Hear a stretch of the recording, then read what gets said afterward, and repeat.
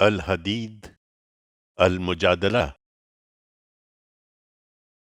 یہ دونوں صورتیں اپنے مضمون کے لحاظ سے توأم ہیں۔ پہلی سورہ میں جس جہاد و انفاق کے لیے ابھارا ہے، دوسری میں اسی کے خلاف پروپیگنڈا کرنے والے منافقین کو ان کے رویے پر سخت تنبیہ کی گئی ہے۔ دونوں میں خطاب مسلمانوں سے ہے، اور ان کے مضمون سے واضح ہے کہ مدینہ طیبہ میں یہ رسول اللہ صلی اللہ علیہ وسلم کی دعوت کے مرحلہ تزکیہ و تطہیر میں نازل ہوئی ہے۔ پہلی سورہ الحدید کا موضوع مسلمانوں کو سابقین اولین کے مرتبے تک پہنچنے کے لیے جہاد و انفاق کی ترغیب اور ان لوگوں کو تنبیہ و تلقین ہے جو ایمان کے تقاضوں سے پوری طرح آشنا نہ ہونے کی وجہ سے اسلام کے ان مطالبات کو پورا کرنے سے گریزاں تھے۔ دوسری سورہ المجادلہ کا موضوع ایمان و اسلام کے تقاضوں کی وضاحت، منافقین کو تہدید و وعید اور ان کے اس پروپیگنڈے کا سدباب ہے جو وہ مسلمانوں کے عقائد کو متزلزل اور ان کے جوش جہاد کو سرد کرنے کے لیے کر رہے تھے۔ اللہ کے نام سے جو سراسر رحمت ہے، جس کی شفقت ابدی ہے۔ زمین اور آسمانوں کی ہر چیز نے اللہ کی تسبیح کی ہے، اور وہ زبردست ہے، بڑی حکمت والا ہے۔ زمین اور آسمانوں کی بادشاہی اسی کی ہے، وہی زندہ کرتا اور وہی مارتا ہے، اور وہ ہر چیز پر قدرت رکھتا ہے۔ وہی اول بھی ہے اور آخر بھی، اور ظاہر بھی ہے اور باطن بھی، اور وہ ہر چیز کا علم رکھنے والا ہے۔ وہی ہے جس نے زمین اور آسمانوں کو 6 دن میں پیدا کیا، اور پھر ان کی تدبیر امور کے لیے عرش پر جلوہ فرما ہوا۔ وہ جانتا ہے جو کچھ زمین میں جاتا ہے اور جو کچھ اس سے نکلتا ہے، اور جو کچھ آسمان سے اترتا ہے اور جو کچھ اس میں چڑھتا ہے، اور جہاں تم ہوتے ہو وہ تمہارے ساتھ ہوتا ہے، اور جو کچھ تم کرتے ہو اللہ اسے دیکھتا ہے۔ زمین اور آسمانوں کی بادشاہی اسی کی ہے، اور تمام معاملات اللہ ہی کی طرف رجوع کیے جاتے ہیں۔ وہی رات کو دن میں اور دن کو رات میں داخل کرتا ہے، اور وہ سینوں کے بھید تک جانتا ہے۔ اس لیے تم بھی اللہ کی تسبیح کرو، اور اللہ اور اس کے رسول پر فی الواقع ایمان لاؤ، اور جن چیزوں کا اللہ نے تمہیں امین بنایا ہے ان میں سے خرچ کرو۔ چنانچہ تم میں سے جو اس طرح ایمان لائے اور انہوں نے اللہ کی راہ میں خرچ کیا ہے، ان کے لیے بہت بڑا اجر ہے۔ اور تمہیں کیا ہو گیا ہے کہ اللہ پر فی الواقع ایمان نہیں لاتے ہو؟ درا حال ہے کہ رسول تمہیں تمہارے پروردگار پر ایمان لانے کی دعوت دے رہا ہے، اور وہ تم سے سم و طاعت کا مضبوط عہد بھی لے چکا ہے، اگر تم واقعی مانتے ہو۔ وہی ہے جو اپنے بندے پر یہ روشن آیتیں نازل کر رہا ہے تاکہ تمہیں تاریکیوں سے نکال کر روشنی میں لے آئے، اور حقیقت یہ ہے کہ اللہ تم پر نہایت شفیق اور بے حد مہربان ہے۔ تمہیں کیا ہوا ہے کہ تم اللہ کی راہ میں خرچ نہ کرو، درا حالی کہ زمین اور آسمانوں کی میراث سب اللہ ہی کو لوٹنے والی ہے۔ تم پر واضح ہونا چاہیے کہ تم میں سے جو لوگ فتح کے بعد انفاق کریں گے اور راہ حق میں لڑیں گے، وہ کبھی ان لوگوں کے برابر نہ ہوں گے جنہوں نے فتح سے پہلے انفاق کیا اور راہ حق میں لڑے۔ ان کا درجہ یقیناً ان لوگوں سے بڑا ہوگا جو اس کے بعد انفاق کریں گے اور لڑیں گے، اگرچہ اللہ کا وعدہ دونوں ہی سے اچھا ہے۔ یاد رکھو کہ جو کچھ تم کرتے ہو اللہ اس سے خوب باخبر ہے۔ اب کون ہے جو اللہ کو قرض دے، اچھا قرض، تاکہ وہ اس کے لیے اسے جس قدر چاہے بڑھائے اور اس کے لیے باعزت صلہ ہو؟ اس دن جب کہ تم مومن مردوں اور عورتوں کو دیکھو گے کہ ان کی روشنی ان کے آگے اور ان کے دائیں چل رہی ہے۔ آج تمہارے لیے خوشخبری ہے ان باغوں کی جن کے نیچے نہریں بہہ رہی ہیں، ان میں ہمیشہ رہو گے۔ یہی در حقیقت بڑی کامیابی ہے۔ جس دن منافق مرد اور منافق عورتیں اہل ایمان کو پکاریں گے کہ ذرا دیکھو ہم پر بھی عنایت فرماؤ کہ تمہاری روشنی سے ہم بھی کچھ فائدہ اٹھا لیں، مگر ان سے کہا جائے گا نہیں، تم پیچھے کی طرف لوٹ جاؤ اور وہیں اپنے لیے روشنی تلاش کرو۔ پھر ان کے اور اہل ایمان کے درمیان ایک دیوار کھڑی کر دی جائے گی جس میں ایک دروازہ ہوگا، اس کے اندر رحمت ہوگی اور باہر کی طرف عذاب۔ یہ ان سے فریاد کریں گے، کیا دنیا میں ہم تمہارے ساتھ نہ تھے؟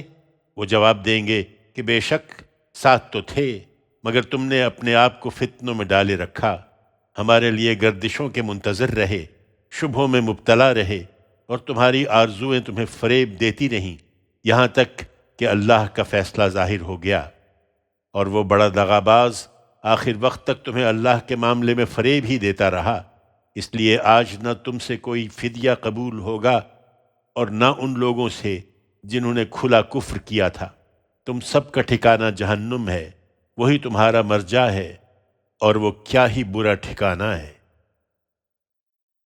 کیا ان لوگوں کے لیے جو ایمان کا دعویٰ کرتے ہیں ابھی وہ وقت نہیں آیا کہ ان کے دل اللہ کی یاد دہانی کے آگے اور اس کے حق کے آگے جھک جائیں جو اس کی طرف سے نازل ہوا ہے، اور یہ ان لوگوں کی طرح نہ ہو جائیں جن کو اس سے پہلے کتاب دی گئی، پھر ان پر لمبی مدت گزر گئی یہاں تک کہ ان کے دل سخت ہو گئے، اور آج ان میں سے بہتیرے نافرمان بنے ہوئے ہیں۔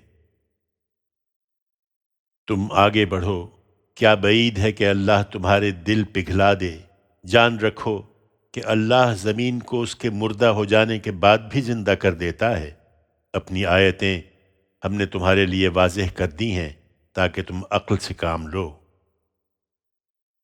جان رکھو کہ اللہ کی راہ میں خرچ کرنے والے مرد اور عورتیں اور جنہوں نے اللہ کو قرض دیا ہے، اچھا قرض ان کا دیا ہوا ان کے لیے کئی گنا بڑھایا جائے گا، اور ان کے لیے باعزت صلہ ہے، اور جو اللہ اور اس کے رسولوں پر پوری سچائی کے ساتھ ایمان لائے ہیں وہی اپنے پروردگار کے نزدیک صدیق اور شہید ہوں گے، ان کے لیے ان کا صلہ ہے اور ان کی روشنی بھی۔ اور جو منکر ہیں اور انہوں نے ہماری آیتوں کو جھٹلا دیا ہے وہی دوزخ کے لوگ ہیں۔ تم اس خرچ سے جینا چراؤ اور جان رکھو کہ دنیا کی زندگی یعنی لہو و لعب، زیب و زینت اور مال و اولاد کے معاملے میں باہم ایک دوسرے پر فخر جتانے اور ایک دوسرے سے آگے بڑھنے کی تگ و دو کرنے کی تمثیل اس بارش کی ہے جس کی اگائی ہوئی فصل ان منکروں کے دل لبھائے، پھر زور پر آئے اور تم دیکھو کہ وہ زرد ہو گئی ہے، پھر کوئی آفت آئے اور ریزہ ریزہ ہو جائے۔ جان رکھو کہ آخرت میں اس کے بعد سخت عذاب ہے اور اللہ کی طرف سے مغفرت اور اس کی خوشنودی بھی۔ حقیقت یہ ہے کہ دنیا کی یہ زندگی تو متاع غرور کے سوا کچھ بھی نہیں ہے۔ اس لیے دوڑو اور اپنے پروردگار کی مغفرت اور اس جنت کی طرف ایک دوسرے سے آگے بڑھنے کی کوشش کرو جس کی وسعت زمین و آسمان جیسی ہے۔ ان لوگوں کے لیے تیار کی گئی ہے جو اللہ اور اس کے رسولوں پر سچا ایمان رکھتے ہیں۔ یہ اللہ کا فضل ہے، جس کو چاہے گا عطا فرمائے گا، اور اللہ بڑے فضل والا ہے۔ یہ اس لیے خرچ نہیں کرتے کہ کوئی مصیبت آ پڑی تو کیا بنے گا۔ یاد رکھو ایسی کوئی مصیبت نہیں جو تمہیں زمین میں اور تمہارے وجود میں لاحق ہوتی ہو اور ہم نے اس کو پیدا کرنے سے پہلے ایک کتاب میں لکھ نہ دیا ہو۔ یہ اللہ کے لیے بہت آسان ہے۔ یہ بات تمہیں اس لیے سمجھا دی ہے کہ جو ہاتھ سے جاتا ہے اس پر غم نہ کرو، اور جو خدا نے تم کو دیا ہے اس پر اتراؤ نہیں۔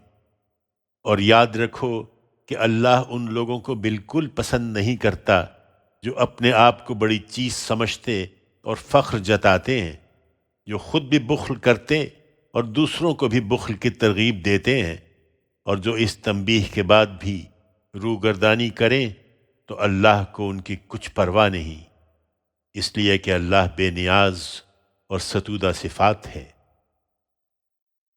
یہ جہاد پر معترض ہیں، انہیں بتاؤ کہ ہم نے اپنے رسولوں کو صاف اور واضح دلائل کے ساتھ بھیجا ہے اور ان کے ساتھ اپنی کتاب یعنی میزان نازل کی ہے تاکہ لوگ حق و باطل کے معاملے میں ٹھیک انصاف پر قائم ہو جائیں، اور لوہا اتارا جس میں بڑی قوت ہے اور لوگوں کے لیے دوسرے فوائد بھی ہیں، اس لیے کہ وہ اس سے نفع اٹھائیں، اور اس لیے کہ رسولوں کی طرف سے اتمام حجت کے بعد ان کے منکرین کو اس کے ذریعے سے سزا دی جائے، اور اس طرح اللہ ان لوگوں کو الگ کر لے جو اس کو دیکھے بغیر اس کی اور اس کے رسولوں کی مدد کرتے ہیں، ورنہ کچھ شک نہیں کہ اللہ بڑی قوت والا ہے، وہ بڑا زبردست ہے۔ اور نوح اور ابراہیم کو بھی ہم نے اسی مقصد سے رسول بنا کر بھیجا تھا، اور ان دونوں کی اولاد میں نبوت جاری کی اور انہیں اہل کتاب بنایا تھا، سو ان میں سے کچھ نے ہدایت اختیار کی اور زیادہ نافرمان بن گئے۔ پھر انہی کے نقش قدم پر ہم نے اپنے اور رسول بھی بھیجے، اور عیسیٰ ابن مریم کو بھی انہی کے نقش قدم پر بھیجا اور اسے انجیل عطا کی اور اس کے پیرووں کے دلوں میں رافت و رحمت ڈال دی، مگر رہبانیت انہوں نے خود ایجاد کر لی، ہم نے اسے ان پر فرض نہیں کیا تھا۔ یہ بات البتہ ضرور فرض کی تھی کہ وہ اللہ کی خوشنودی چاہیں، سو انہوں نے اس کی حدود جس طرح کے چاہیے تھا ملحوظ نہیں رکھے۔ تاہم ان میں سے جو لوگ ایمان پر قائم رہے ان کا اجر ہم نے انہیں عطا فرمایا، مگر ان میں سے زیادہ نافرمان ہی نکلے۔